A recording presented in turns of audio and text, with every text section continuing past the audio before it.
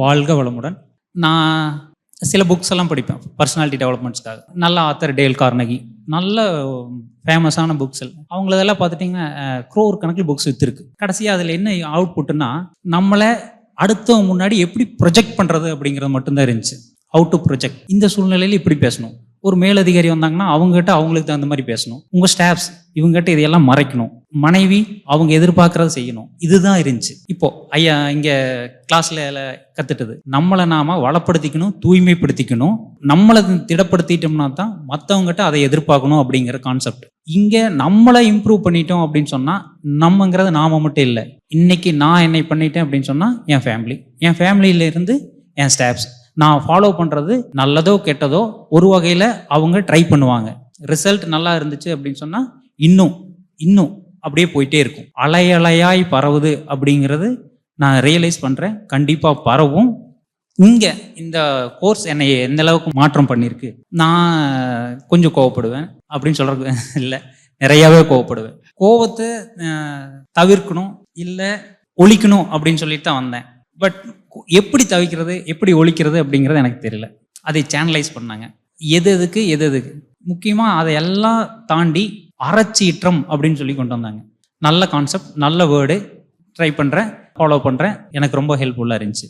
அப்புறம் நான் யார் அப்படிங்கிறத அறியறதுக்கு ரொம்ப மெனக்கெட்டுட்டு இருந்தேன். அதுக்கு ஒரு புள்ளி வச்சுருக்காங்க. எவ்வளோ சீக்கிரம் புள்ளியாக வச்சு கோடு போட முடியுமோ ட்ரை பண்ணி சக்ஸஸ் பண்ணி காட்டுறேன்.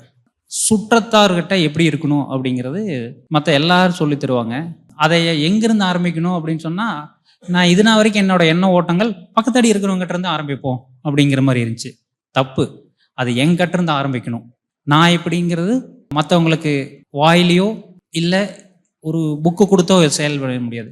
நான் எப்படி ரியாக்ட் பண்ணுறேன் அப்படிங்கிறத அவங்க பார்த்தாங்கன்னா அவங்க பெஸ்ட்டாக பண்ணுவாங்க அப்படின்னு சொல்லி இங்கே இந்த பயிற்சி மூலம் நான் தெரிஞ்சிட்டேன். உலக அமைதி படித்த உடனே ரொம்ப சந்தோஷப்பட்டேன். நிகழ்கால நிகழ்வுகளை மிக ஏற்ற சிந்தனை. எல்லாரும் ஆசைப்படுறாங்க, ஐயாவும் ஆசைப்படுறாரு அப்படின்னு தான் நான் நினச்சேன். டே 1 அந்த ரவுண்ட்ஸ் ஈவினிங் கூப்பிட்டு போகும்போது, சரி ஆசைப்படுறது யாரதோட இல்லை, ஆசைப்படுறாரு குரு அப்படின்னு நினச்சிட்டு போனேன். பட் இன்னைக்கு நான் சொல்கிறேன், உலக அமைதி வேணும்.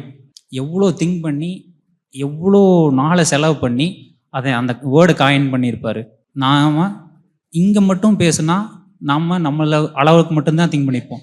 வேர்ல்டு லெவலில் எவ்வளோ ஐநா சபை முதல் கொண்டு பேசியிருக்காருன்னா, அந்த வேர்டுக்கான it is not a word, it is a loaded word. அறிவார்ந்த சான்றோர் பெருமக்கள் எல்லாம் ஒரு அறிவுரை வழங்குறாங்க அப்படின்னு சொன்னால், இன்பிட்வீன் தி லைன், அதாவது அந்த 2 லைனுக்கு நடுவால் ஒரு ஹிடன் மெசேஜ் இருக்கும். அது எப்படின்னா, அதை திரும்ப படித்து அதுலேருந்து நிறைய சொல்ல வருவாங்க. உலக அமைதி அது கண்டிப்பாக வேணும். முடிஞ்ச அளவுக்கு நான் அதில் பில்டிங் கட்ட முடியலைனாலும் பரவாயில்ல, ஒரு செங்கல் எடுத்து வைக்கணும்னு நினைக்கிறேன்.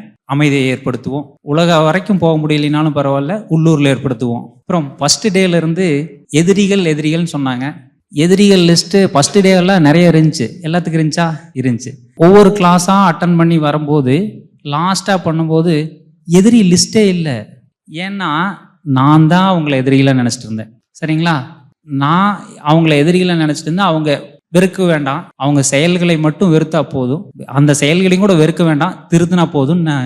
என்னோட இந்த பேராசிரியர்களோட அறிவுரை மூலயமா கிளாஸ் மூலயமா தெரிஞ்சிட்டேன். இந்த பேராசிரியர்கள் நடத்தின கிளாஸில் எப்பவும் வக்கீல் மூலம் ஒரு மாறு போகும் அப்படின்னு சொல்லுவாங்க. சரிங்களா? தவிர்க்க முடியாது. ஒரு ஆசிரியர் கூட நான் அப்படிங்கிறத யூஸ் பண்ணவே இல்லை. ரொம்ப சிம்பிளா வந்த கான்செப்ட். ஒவ்வொரு வேர்டும் இன்ஃபர்மேட்டிவ் தகவல்கள் அதில் உட்புகுத்தப்பட்டு நல்ல each and every word loaded word. ஒவ்வொரு விஷயம் அவங்க நம்மளை ரீச் பண்ற விதம் அளவிட முடியாத ஒரு அளப்பெரிய விஷயம்.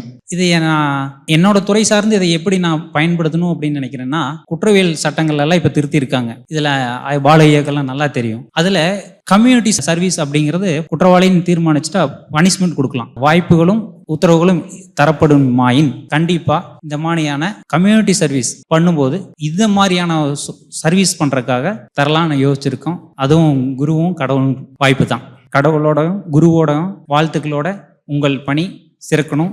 அதுக்கான உங்களின் ஈடுபாடும் குறையவே கூடாது. எங்களை மாதிரி நிறைய பேர்த்த உருவாக்கணும். நன்றி.